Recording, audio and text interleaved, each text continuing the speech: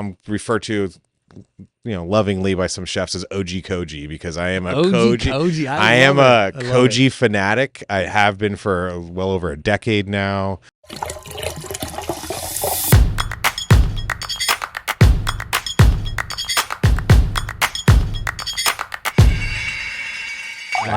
Live and on set at the IDM Content Kitchen.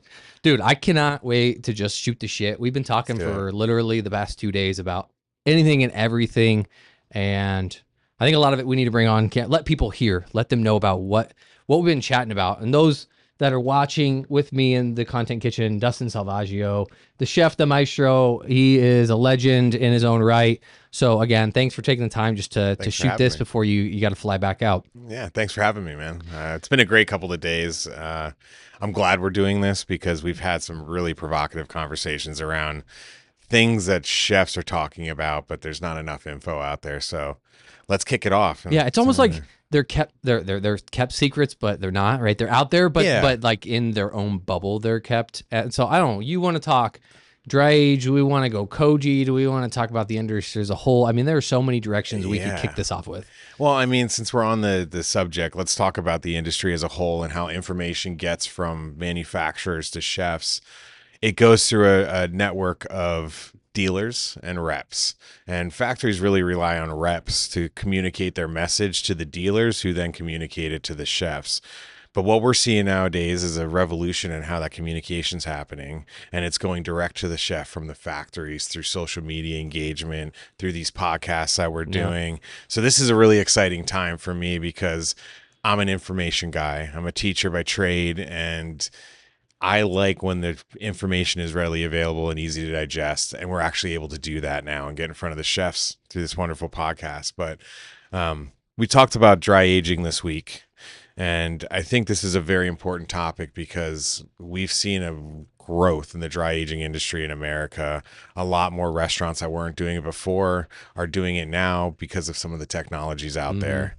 And you guys have, in my opinion, the best set it, forget it dry aging system available on the market. I've tested quite a few of them, tasted the products out of them. And to be honest, up until you had sent me a sample a couple weeks ago, I was really reluctant to put my stamp of approval on any of the dry aging systems out there because unfortunately they don't produce a lot of the characteristics that you get from traditional dry aging. There's not that nuttiness, that funkiness, that aroma. They make a tender meat. They make a more dry aged meat. It looks pretty in the dining room, but at the end of the day, the qualities that we look for that really set a dry aged steak apart from a regular steak just aren't there. They're lacking. But now we have the Medicos, and I'll tell you what, I'm blown away by this technology. Not just in its design and the beauty of it, but the simplicity of it and how to use it.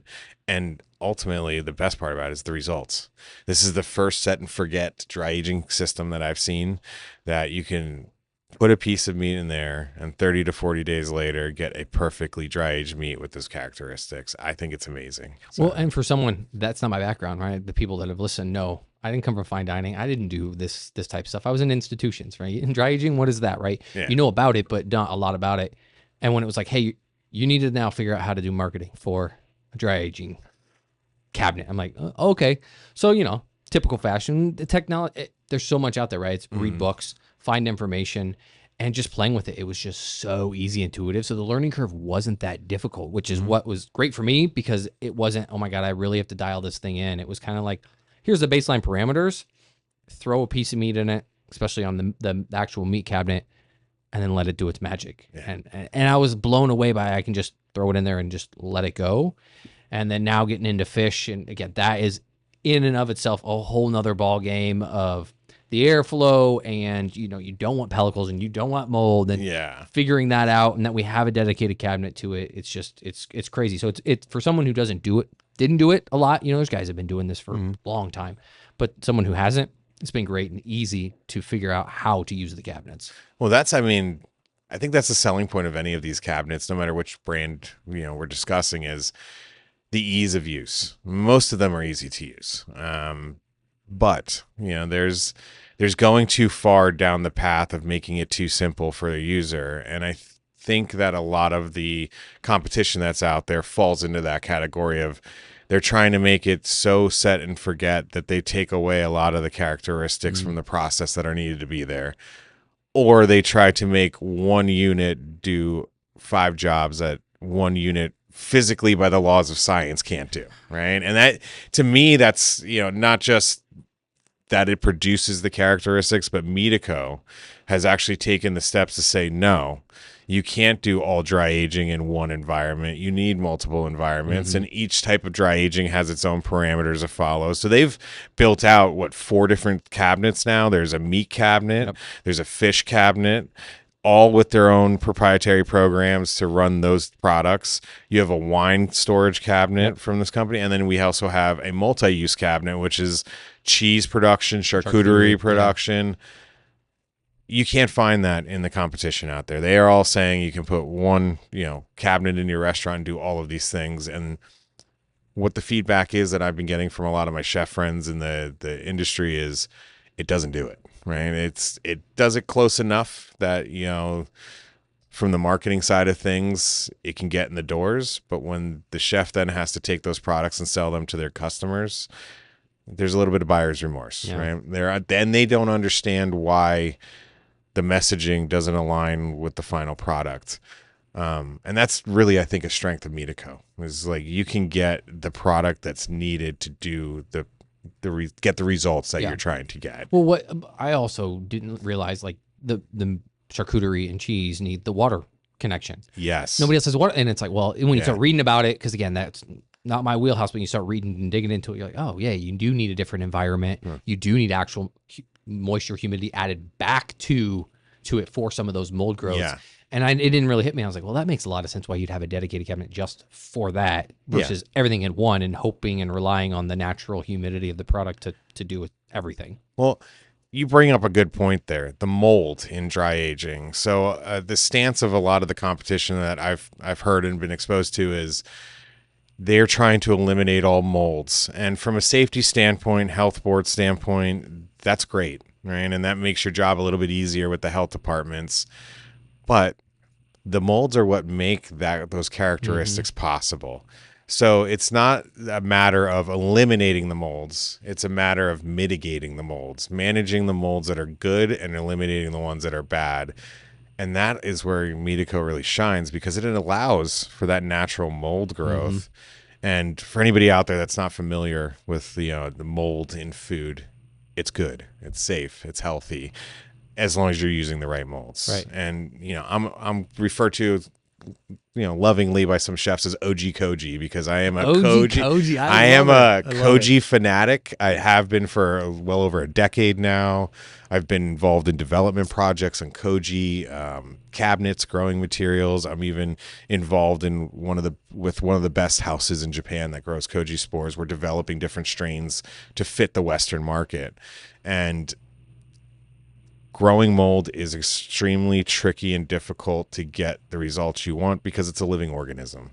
So the conditions have to match up.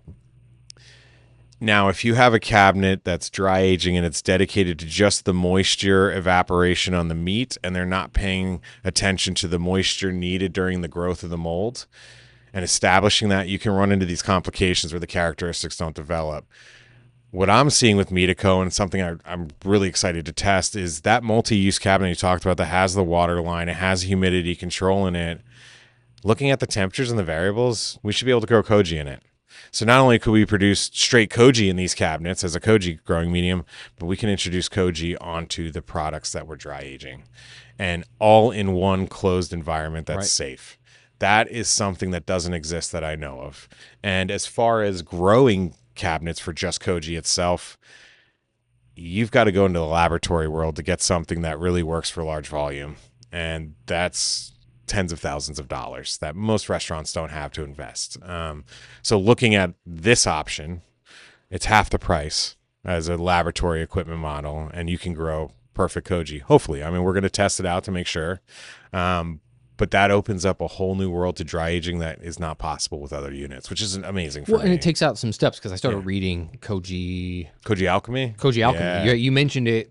For those that don't know, this is our third round. Round one got X because no video. Second round we published. Third round's now in person. So, but you had mentioned it to me, and so I started reading, and it truly is fascinating when you actually read about what is going on, about the enzymatic processes. I mean, obviously you can go in so much more depth than I can, but then I started, oh, okay. I literally instantly I was like, why am I not doing that with the beef? And then I started reading. I'm like, okay, well, we got to get the spores, and then we'd have to kind of like rub it on it and let it kind of grow. It was like, do I even want to attempt to go down this rabbit hole and ruin for just testing purposes? Exactly. I was like, maybe I'll wait till I talk to Dustin again. And there's also that fear that's naturally there with all fermentation, because what is fermentation at the end of the day? It's controlled decay. And if you don't control it properly, people can get sick and die. And we know that for millennia. We've been warned about it in our pop culture and our cooking recipes, and we learn about it in school. Our whole HACCP system exists because of controlling that process, right? So that is a fear and a concern that is keeping people from really understanding the magics that exist in fermentation. And what I'm noticing is chefs want to ferment. They want to grow koji. They're just scared of how to get into it. And the stakes are really high because no chef wants to make somebody sick or kill them. Right. That's a career ender, right? It's a mental health ender for a chef if you got somebody that's sick. So I think us working in the technology section of this industry, it's our job to kind of work with these companies to make something that meets in the middle for everybody. Safety, but also gives you the qualities safely that you're looking for. This is a cabinet that does it. And just to go off on a sidestep for people that are unfamiliar with Koji, Koji is a mold. It is applied directly to a product. Usually it's cut with another starch because the starch acts as sort of a food or a growing medium for the Koji to feed off of and take root.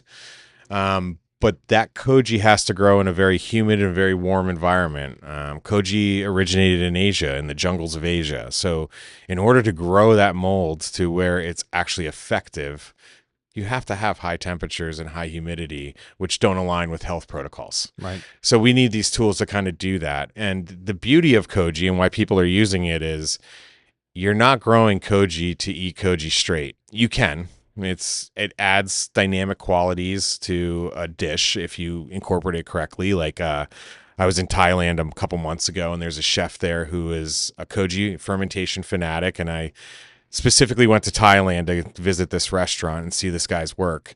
And he was making taco tortilla shells out of Koji, straight Koji. That was the medium for the taco shell. Phenomenal experience. The texture was great. It was like a beautifully homemade flour tortilla, but it had all these dynamic umami notes and sweetness from the simple sugar breakdown in the rice that was used to grow the taco shell. Like, it added 5 layers of depth and complexity to a taco shell. Yeah, so was he growing the Koji on the rice and then grinding that up? No, so he was taking the rice and creating a paste or a film, essentially, and then inoculating that with the Koji and allowing it to grow. Okay. So furthermore into the Koji kind of thing is you can eat it straight, like I was saying, but really we're using Koji because what Koji does as it grows is it produces an incredible amount of enzymes, mainly amylase, which breaks down carbohydrates and sugars, and protease, which breaks down proteins.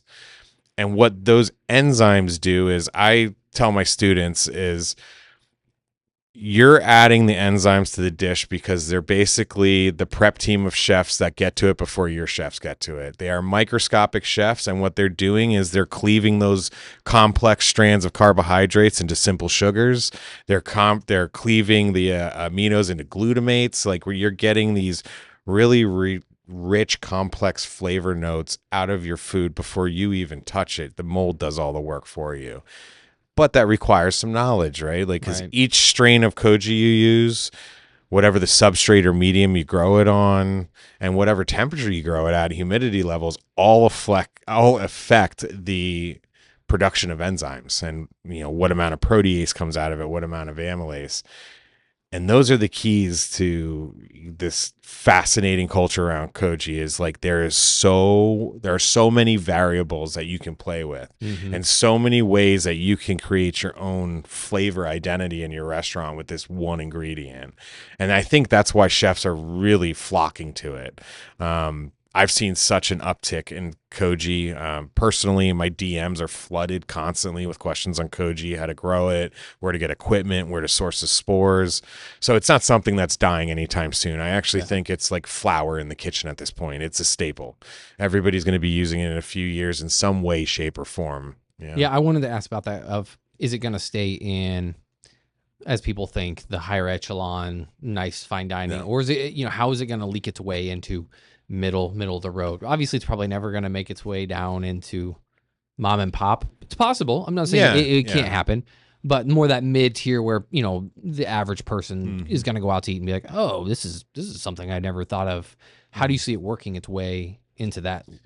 I think it's going to take the natural path that most food technologies and techniques take, which is like you said, it starts in the higher echelon where chefs have resources, teams, and products to play around and research and develop food.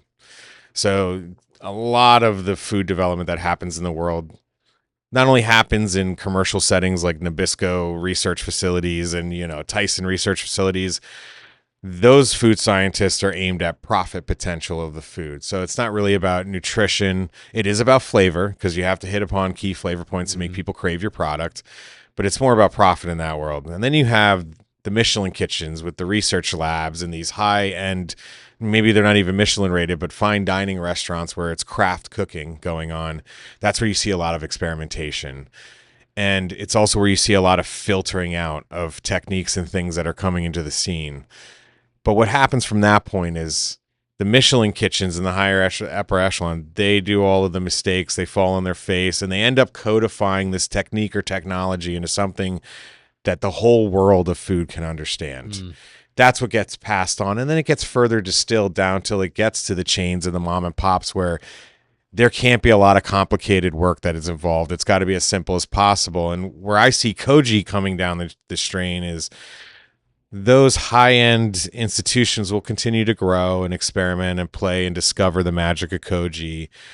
But what you're going to see in the middle of the road is you're going to see, in my prediction, Koji houses popping up where there are businesses that just Mm. grow blocks of Koji and sell them to restaurants. So that whole guesswork is taken out of it. And then furthermore, I see things like the shoyus and the misos and the soy sauces and the garums and these flavorful liquids, the shio kojis. I see those as being staples that filter to all parts. And shio is already there, but the current state of koji in America and the Western world is it's an ambiguous purchasing experience for the most part, unless you're juiced in, with contacts in Japan like I have, or Michelin starred chefs or chefs that are getting these pure strains. It's next to impossible to get a strain that's pure and a strain from a reputable source. Mm. Typically, what we buy is these bulk versions of koji that are dried already on the grains, and you get them, you reconstitute them, grow them, whatever, or you can get powders. And again, unless you know the source, you don't know if it's reputable, Yeah, because right? they're all over Amazon. Like I just did quick Google, on the internet just Yeah. to see what's out there and what's available. I mean, literally Amazon, you can get Koji, like it's literally in a little vial. And but to your point, You don't know what strain how it is. reputable is that? What am I getting Yeah. myself into? And that's a big concern that I've always had for koji. There's a lot of different molds in the world, and there's only a small amount of them that are koji, and even a smaller amount of that family that's like safe to eat, right? And unless there could be dangers in that. Like I have personally bought stuff off of Amazon in my early days of koji growing, where I grew it and it had multiple types of mold growing. It wasn't one strain. That's scary to me because you don't know what those other molds are, and some can be cancer causing or Right. genetically debilitating to your system or something, some sort of health concern. Some can be toxic essentially. So I've always been a purist in like knowing my ingredients, knowing where they come from. And I've been lucky enough to work in upper echelon kitchens and have some contacts that turned me on to a koji house in Japan that is the oldest and most famous. They're the Gucci of koji growing, right? They have the best product, and they have a team of scientists who are constantly developing and unlocking different strains and magic in the koji world. So I recommend, and my advice is, don't ever trust the Amazon products unless they have a provenance with them. You know where they're being grown, what strain it is, because the strain matters. There is Koji is not just one strain. It's a family of Right. Aspergillus oryzae, and it has many different versions in there. There's black ones, there's white ones, there's green ones, there's one that grow sour notes, there's one that grow floral notes, there's one that have lots of protease, ones that have lipase, which breaks down fats. Like there's all different types of It's strains, and crazy. you know, it depends on what you need it for. But at the end of the day, when you're buying from a place like that, you know it's safe. Right. You know it's vetted. You know it's grown in a certified, facility. You know that's hermetically sealed, so everything is clean. There's no contamination, and that's really important with something like this because we're growing living things. Right. And I think humans are starting to like we think we're gods of nature, but nature still owns us, right? Every It's so step of funny the you say way. that because the last person I talked to, we talked about how I'm like, how are we going to advance and keep progressing? And he goes, I actually think it's the reverse. I think things are going back to the way they were. And that is the advancement because we've gotten so far in the tech and everything has become so synthetic that people are like, okay, enough is enough. Let's get back to, the food that it was and why it was so good and nutritious and the whole Mm-hmm. 9 yards. And I really pondered on that for a while. I was like, that makes a hell of a lot of sense. Well, a lot of these It's practices were going back to what, it's almost like fashion, right? Things cycle always, themselves. yeah, Obviously, it's a much faster cycle, but I think food is kind of going to do the same thing agreed. with where we were. But the beauty of that, and another thing I touch on in my class is the evolution of the dining industry, food service industry as a whole, and like where we've gone and where we're going, kind of thing, to give my students an idea of like what's out there for career paths. And I touch upon this. Sorry, I'm going to move this Yeah, because I yeah, yeah. keep hitting it. So I touch upon this because it's very important, and that is an incredible point that you bring up. I'm a perfect example of it. So I grew up classically trained, went to culinary school, spent a lot of time in Italian and French kitchens, learning the classical techniques from a classical brigade with an asshole chef who was abusing us, right? Like that was just the way it was. We knew that what we were getting into. I did a lot of free time staging at restaurants. That's all changing, right? After I was going through that in my 20s, I was exposed to food science in a big way. I worked in a major food lab across seas. And while working there, I became highly specialized in food science, food technology, and all these like really expensive, crazy things, all in the quest of making these really modernist dishes, the foams, the caviars, the bubbles, the vapors, the essences, the reverse spherification, all of those things that you saw blowing up everywhere with the Hmm. Beli movement and Alinea and all these places. That was a needed movement. And I'm glad that I went through that because that movement, it was obnoxious because everybody was putting caviar and bubbles and things that aren't needed or really took away from dishes, I think, on plates just because it was a cool technique that they learned how to do and they wanted to show off. And that molecular gastronomy, and I hate that terminology, molecular gastronomy, but that period of time in food was needed because it taught us all the the things that were mysterious to chefs for the longest time. Hmm. Like I literally worked in a kitchen where a chef made us make all the risotto with one wooden spoon that he had and he kept in his drawer because in his mind that was a magic wooden spoon that Uh-huh. made the best risotto. He didn't know why, he couldn't explain why, but that was the spoon we Was all he had to Italian? use. He was Italian. Okay. Makes sense. So that was the spoon he had to use, but he could never explain why. It was just this mystical theory and faith that he had. And that was chefs back in the day. We were shown how to do something. We know it worked right. And sometimes we put a superstitious tie to it, like that wooden spoon, or we just accepted it as this is law. If I do it exactly this way, it turns out exactly this way. We didn't know why. We didn't understand anything about why. Some of us did. But that movement, the molecular gastronomy, broke us away from that black book culture of you have to give me your life to get my IP on Hmm. this Hmm. recipe.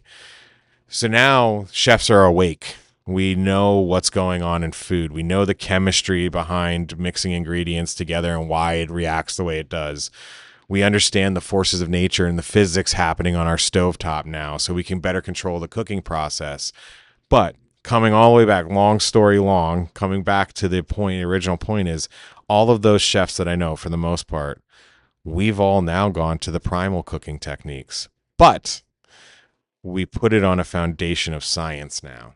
And I think that's going to show us an even more beautiful way to eat in the future, because nobody can argue that the classics are the classics for a reason. They hit all the points, right? They excite us to eat. They create memories. They, form bonds. They blow your mind when you eat a great dish like Wellington. Any of those classics Yeah. that you can think of, that they're staples on menus all around the world for a reason. Humans love them. That's the tradition of cooking. That's the primal cooking, the cooking over charcoal. Like, I mean, that's probably the oldest cooking technique we have, other than dehydration, right? Or maybe even fermentation were the two oldest cooking techniques. But we're all going back to that now, because it's almost like, okay, we learned the really complicated stuff of how to do this. Well, let's go back to the roots and figure out why the roots work, like figure out why those dishes are impactful and how can I make them better? Mm-hmm. Or how can I improve them to my taste or my operation? And you're seeing a lot of this now. You may go to a restaurant and you could get a rack of ribs, but you don't realize that rack of ribs is no longer just thrown on a pit by a smoke master and marinated a certain way. It's going through sous vide. It's going through combi ovens. It's going through pressure cooking. Maybe it's it's going through cold smoking. It's, maybe the barbecue sauce was thickened with Ultratex instead of just a natural barbecue. Like, there's all these little things coming into play that are just, it's making our food better, in making it we now know how to make things cleaner and healthier by using different ingredients.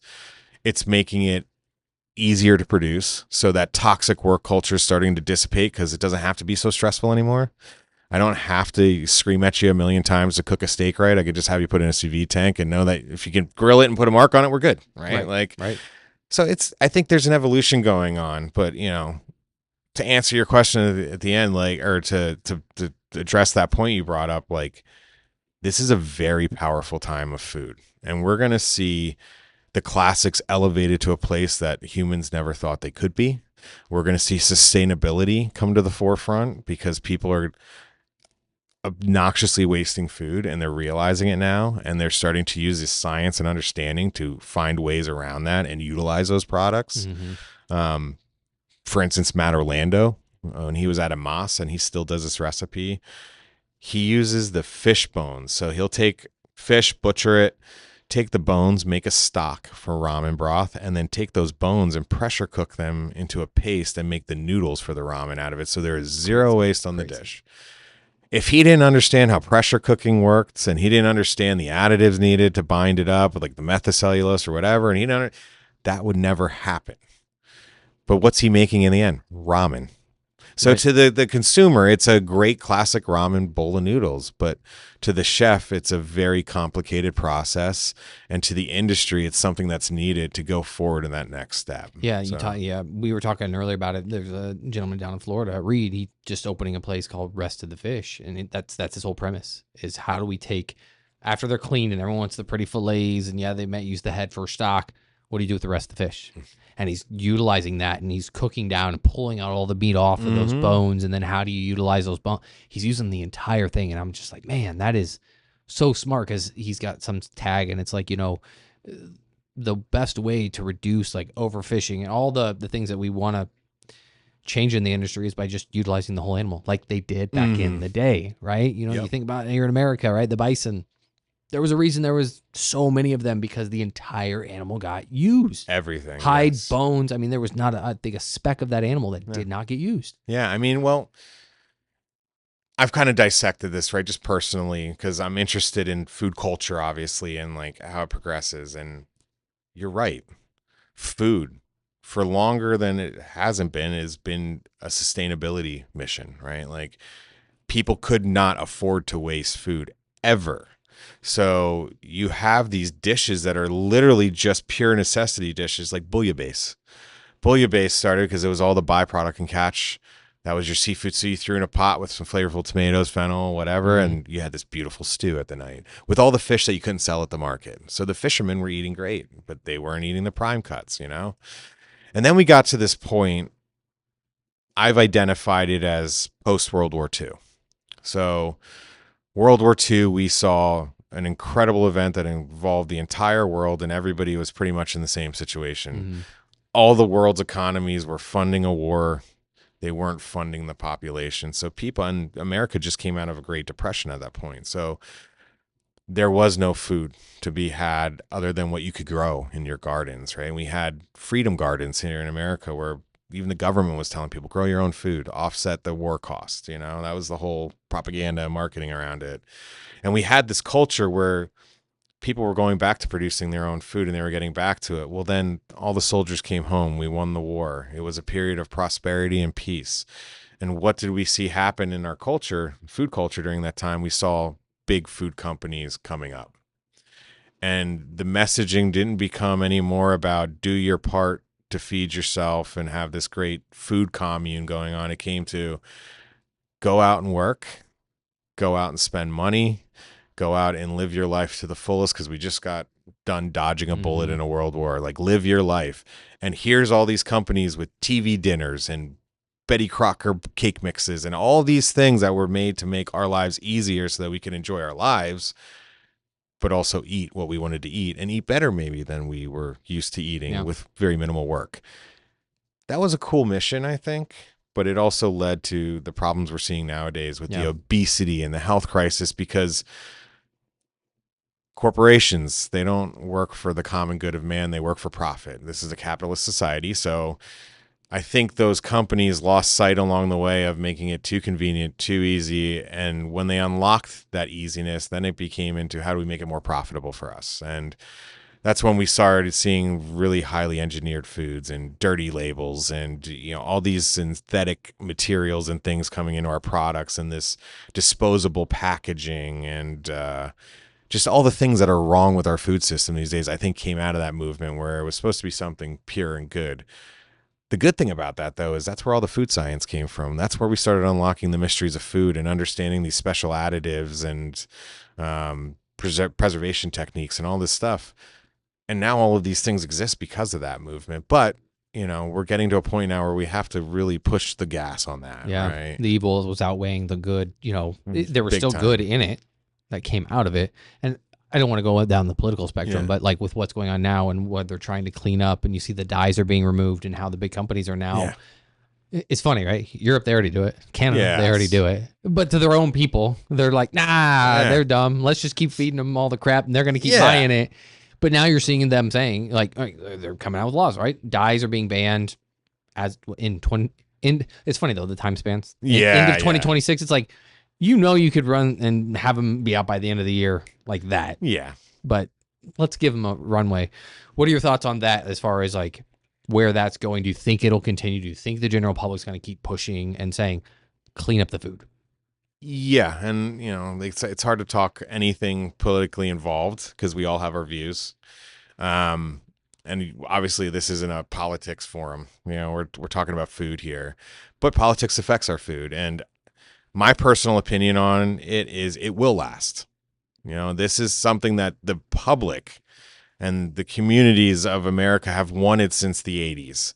We saw it with the farm to table movement being pushed, and it forcefully pushed because there were a lot of communities and companies trying to shut it down and commoditize farming and bankrupt farmers so that only farmers work for big companies and not for local communities. And I was in the restaurant scene relatively soon after that whole farm to table movement started, and I met nothing but flack. It was hard to get off the ground with farm to table until the late 90s, early 2000s. That's when it started to catch on.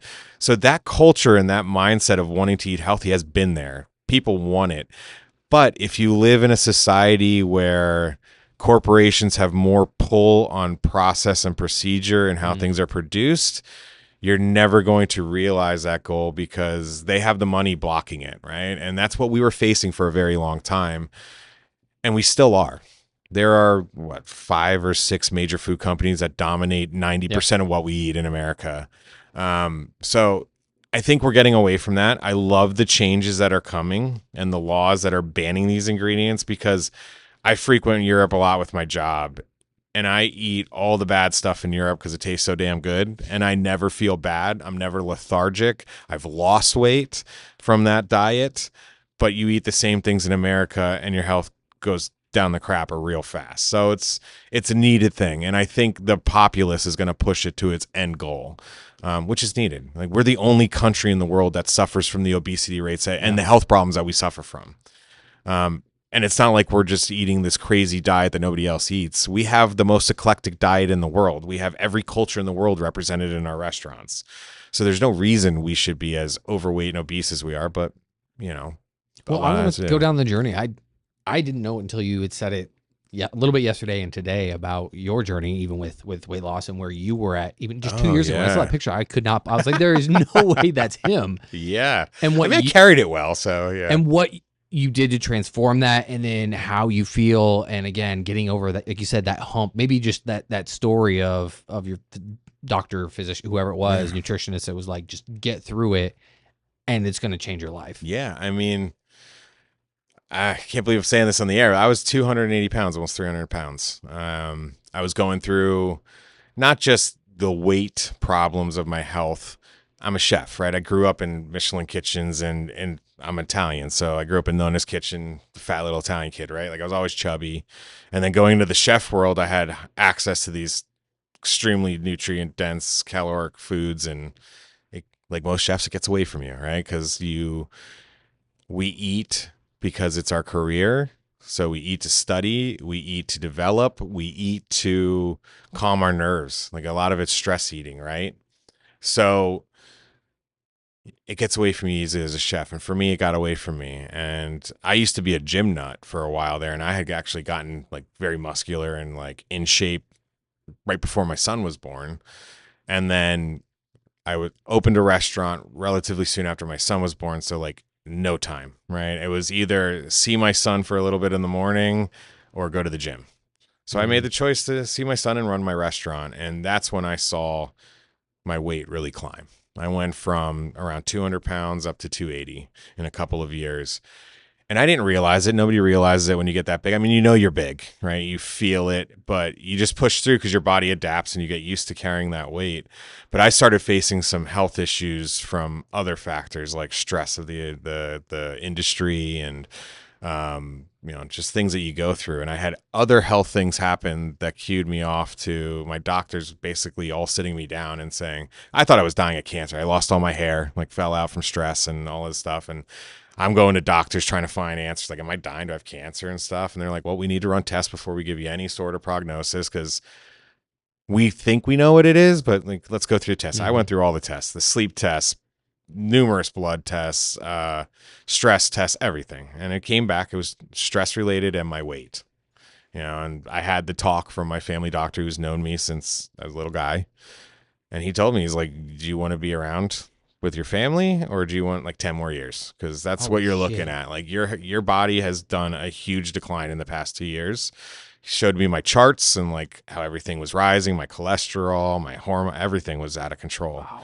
So that, I mean, it was a really rough time in my life to lose my hair and go through that, but I'm glad I did because it opened my eyes to like, your health is more important than you can never put your health on the back burner. You have to really focus on it. So I knuckled down, went to a nutritionist, got on a program, started working on the diet mainly, like portion sizes is a big part of it, right?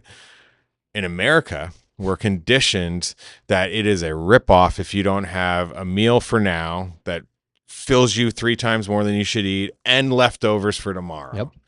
So like, we have this like go big or go home, supersize me culture that's been going on since the 80s, right? And you grow up in it, you don't realize it. So yeah, I've managed my portion sizes, and the original part of my diet was like really limited, brothy, high, calorie broths, bone broths, vegetables, minimal proteins at that point. And like, there was a point where I wanted to give up, right? Like, I'm a chef. I want to eat burgers, and I want to eat smoked meats and like dry aged meats. I live for those experiences. Even though I've had like foie gras a million times, I still love that bite of foie gras after it comes out of the pan, like I'm an addict. So like, as you're going through this journey, it's very hard and you're breaking your bad habits. That's all you can think about, man. And I was telling you, like, Mine was in the morning, and I'm not a breakfast person, never have been, but I was craving these giant like English breakfasts and Waffle House breakfasts when I was going through it. And like, I remember going to the doctor. I was like, I'm gonna give up. I'm like, I can't do it. I need food. And she was like, just push through. Like, I promise you, your body knows the score and it'll tell you when it's ready. And then you'll never have to worry about it again as long as you don't creep up on your calories and your portion sizes. And she was right. There was one day I remember waking up and I didn't have the craving for breakfast. And I was like, I'm actually craving like a light lunch today. Like, I don't feel right. Like, I'm a little, what I thought was nausea was just my body was like, no, you're full. Like, you don't need any more food. So to be honest, I just eat a European diet now. Like, I eat no breakfast. I have maybe nibble black coffee, and then for lunch I eat a pretty heavy lunch. And that's usually my largest meal where I eat the carbs and the rich things. No snacking during the day really, and then at night I eat my dinner, and my dinner is an average portion size. Instead of 8 to 12 ounces of meat, I'm eating around 5 to 6 ounces of meat, right? And very minimal carbs. I usually try to load up on veg and then have that small portion of the carbs to, enjoy. But it's, it was a life-changing thing because now I'm down to like 190. I lost almost 100 Yeah, pounds at you this look point. great. Yeah, Like, thanks, just man. Yeah, that pitch. Don't put from that that picture. from that picture to that, I was like, no way. But to your Yeah. point, I same thing. Even though somebody's smaller, right? I'm not the biggest structurally built guy. I'm tall. You're very tall. But it's the same thing, right? For my structure, I should be a lot heavier, and people don't understand that just because you look small doesn't mean that you're healthy. Like they're two different things, and people don't understand. They're like, "Oh, it must be nice, must be nice." And I'm like, you don't understand that it's the same battle because you are smaller than you think you're supposed to be, and when you eat shit, you feel like shit. Yeah. And when I started removing a lot of that crap out of my diet and eating just good to your point, it's all about portion sizes and getting honestly your stomach size down to where it needs to be. Right? There's a reason they went through the whole lap band system to shrink down how much you can eat. It's to get your stomach smaller. And then when you pair that with nutrient dense food, that's high quality, right? The meat that I Has eat to be high quality. when it's high quality, you don't like yesterday, we had this beautiful 43-day dry aged steaks that we did. Yeah. I only needed like 4 pieces Yeah. and a little bit of the crackling, and I was like full. Yeah. I ate a tiny little bit of salad, and I don't crave any more food. And that's a good point that you bring up.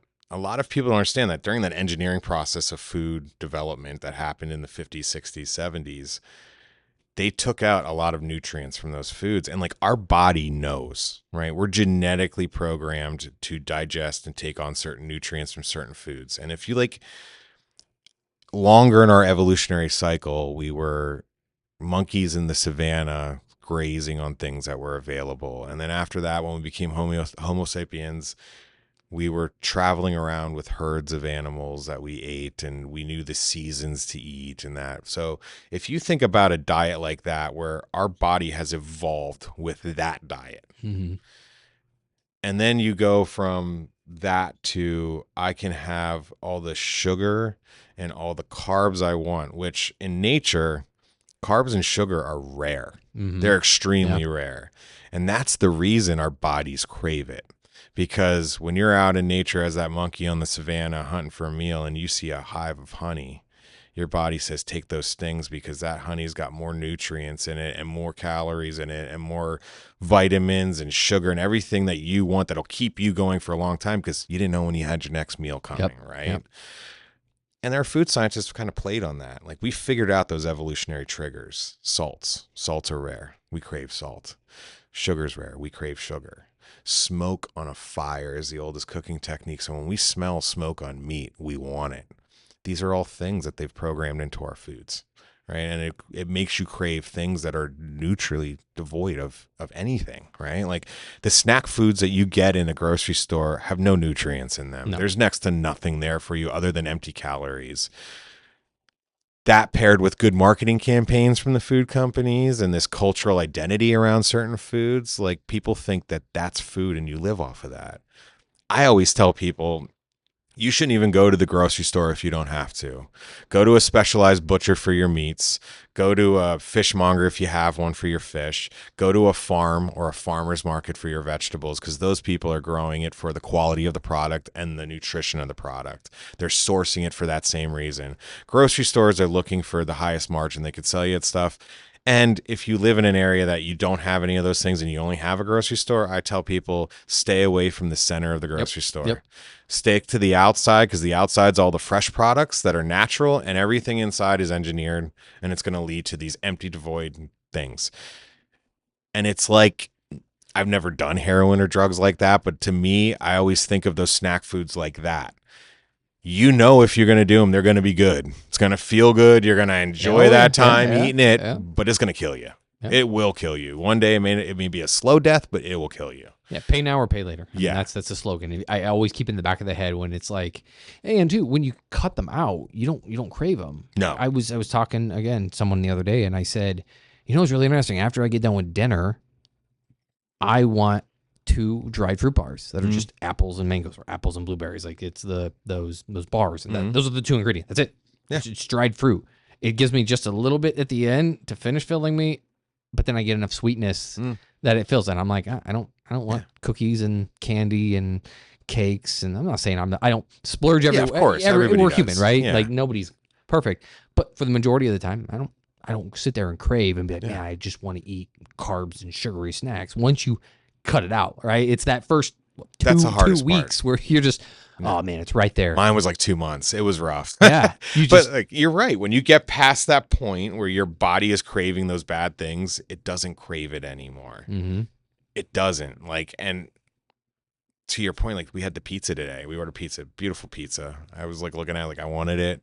I took 2-3 bites. I'm like, I'm full. I've had enough of this, because it was too rich. My body doesn't want that fatty, rich stuff anymore. It wants protein. It wants vegetables. It wants fermented foods. I've done a lot of fermentation work, so like I love fermented products, and I always feel better after them. Yeah. You know? Plus, we had a couple bison burgers.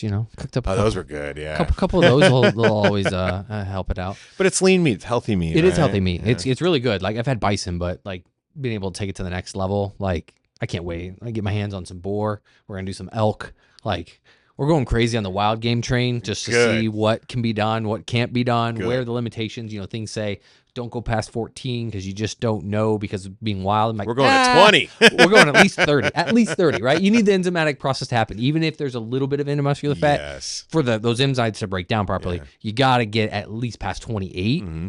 And the more I read about fish, because originally I was like, something small. I got a couple branzinos in there. I was like, oh, it's like going to be like 7 days. And then I heard a couple of the dry age, people in that space in fish said, they're like, no, you got to get at least 14 in for the same type of process to happen to actually have a flavor development change. And I was like, oh, shit. So we're going through that whole process, weigh them out, see what they are, what the weight loss is. Is it how I cleaned it? I'm trying all the different techniques and skills and head on, head off, how big it is. But trying to figure that out as well. So. No, it's important to understand variables, especially in like what we do, where we're educating the masses of users on what these things do and the ins and outs. We have to know this thing, forward and back. And the only way you do that is experimentation, pushing the limits. Yeah. And I've noticed with these dry aging cabinets, you always have to go a little bit longer, right? Like traditional dry aging cabinets back in the day, you probably didn't have as many controls. So things would happen faster because there was less boundaries. Now these are so highly tuned in. There's AI and algorithms in them now. So you don't have the chaotic environments occurring that used to happen and push things faster. You have very controlled environments, so things take a little bit longer. Yeah. It's like sous videing a steak. It takes a little bit longer to finish it, but it's perfect in the end. The first time you sous vide something, it doesn't make sense. Especially when you learn how to grill traditionally, like it doesn't make sense. It's no different than that. Like we just have to learn the new technologies and adapt them to the old ways. Really. Yeah. Yeah. I mean, there's so much technology in the kitchen. I mean, all around us here. It's just like kitchen tech mecca, being around it all the time. But yeah, it's interesting to see. You could probably shed some light on this. Is is the old guard, as I kind of call it, or kind of because the shelf life of a chef is so short because of the abuse that's put on their bodies. Oh, God, right? Yeah. Between the diet, between the stress, between the extracurricular I'm activities. 43 in human years, and chef years, I'm 98 years old. Right. Right. I got lucky. I got out fairly quick, especially of the harsh environments. And I'm glad I did. Being as tall as I am, my knees cannot handle, and your back, and my back. I have to play giraffe in the kitchen, if I go someplace because the counters are the size of this table, so I got to spread the legs just to, just to cut it a decent height. Otherwise I'm bent over, anyways. Tall guy problems. I don't know. Yeah, tall guy problems. But is seeing, I see a lot of older chefs having a hard time implementing this tech. They're so set. Exclusion of the top echelon who are always on track. Yeah. Right? I'm talking a lot of country club guys. That upper echelon, though, has a lot of younger guys fueling that development. It's not their call. I'm going to throw light on this. I've been in a lot of those Michelin kitchens. The hallmarks of those kitchens maintain what made them famous. The new blood in those kitchens is what gives you the innovations you see coming out of those kitchens, typically. For 7 out of 10 of those kitchens, that's how it goes. So, the old guard is the old guard, from my experience. Mm-hmm. You have that closed off chef that doesn't want to learn new things. They don't want to adopt new technologies because they don't understand, right? And they never bothered to learn during that movement that happened. Like any of my mentors and up, they're very, very guarded and put off to any sort of technology. And then you have the guys who it clicks with, the old guard, and then they're still resistant to it because they're like, it's taking away jobs, right? But think about our industry and what's happening. There's not enough people. Hope you enjoyed part 1 of my conversation with Dustin, getting into Koji, dry aging, and the culture shift happening in the kitchen. But next week, we take a turn.